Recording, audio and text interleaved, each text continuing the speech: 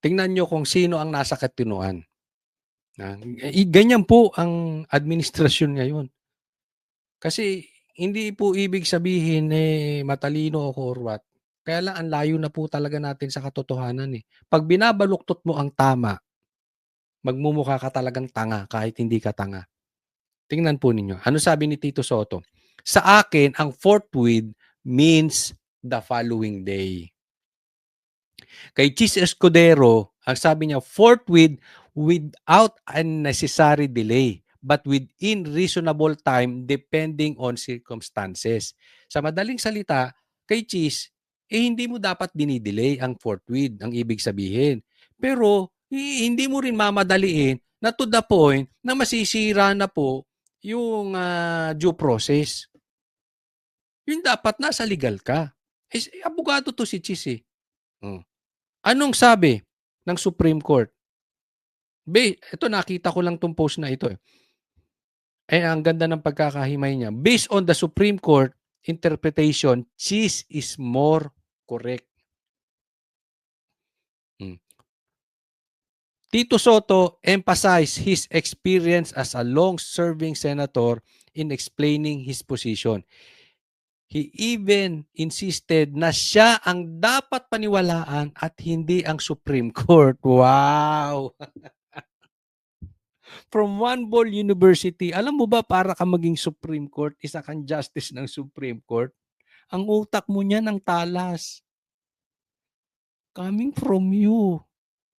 Coming from a noontime show, ikaw ang dapat paniwalaan because he is the only senator who has been elected 5 times.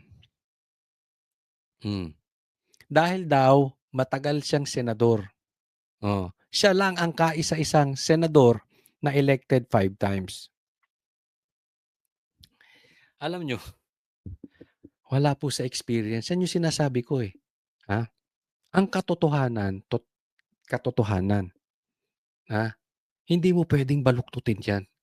Regardless kung sino ka pa, gaano ka katagal. Diba? Bibigyan kitang halimbawa. Halimbawa, ikaw ay matagal ng engineer. At si Chis Escudero ay walang alam sa building. Example lang to example. Sabi ni Tito Soto, kahit tumalong ka sa 10th floor, since ako gumawa ng building, mapoprotektahan ka. Si Chis naniniwala na pag tumalong ka sa 10th floor, patay ka. Ang sinasabi ni Tito Soto, marami namang nalaglag na sa first floor or kung saan man ng mga tao niya na hindi naman namatay. Regardless, kung 15 years, 20 years, 30 years ka ng engineer, pag tumalong ka sa 10th floor, patay ka. Sinong tama? Si Chis o si Tito Soto? Kasi ang katotohanan, hindi mo maiiwasan yan. Kahit sino ka pa. Ang totoo. Alam mo, naalala ko yung kwento, no? Maikwento ko lang saglit. Okay lang ba? Kwento natin saglit. Kasi po ako yung nag-handle ng banda. So, manager po ako ng banda before, no, bago ako dito nagpunta sa vlogging. Manager po ako ng banda at nagpupunta kami sa iba't ibang bansa. Ngayon, nung kami ay hindi ko maalala kung nasa Malaysia kami that time. Nagtalo yung yung bahista ko at saka yung gitarista. Sinita nung bahista ko yung gitarista, sabi niya, sintonado yung ginagawa mo, mali yun, eto key doon, eto key. Ang sagot nung gitarista ko, sabi niya, sino ka ba? Ang tagal ko ng gitarista. Kailan ka lang naging bahista? Pangalawa, nakailang biyahe ka na ba? Ang ibig sabihin sa banda ng biyahe is yung, kasi yun parang accomplishment yun. Nakailang biyahe ka na, it means nakailang punta ka na sa ibang bansa para tumugtog. Yun po yung term na yun. Nakailang biyahe ka na ba? Sagot nung bahista ko, 2. Ako naka-15 na. Bata ka pa, te. Huwag mo akong turuan kung anong tamang tono. Tama ba siya? Ganyan yung explanation ni Tito Soto. Kung sintunado ka, sintunado ka. Regardless kung South Border ka pa o Boyz II Men ka pa.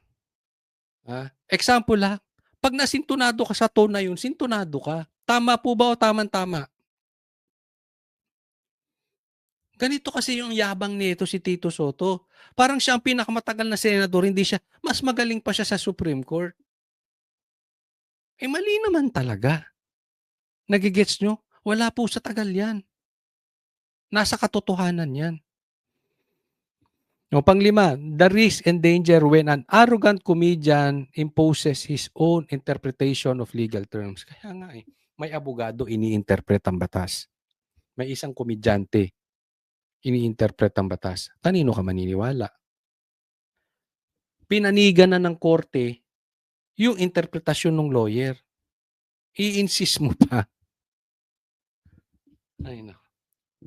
These are the leaders we have.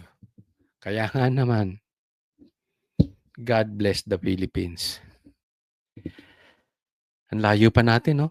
Ang layo ng katinuan sa bansa ng Pilipinas kasi ang layo natin sa katotohanan.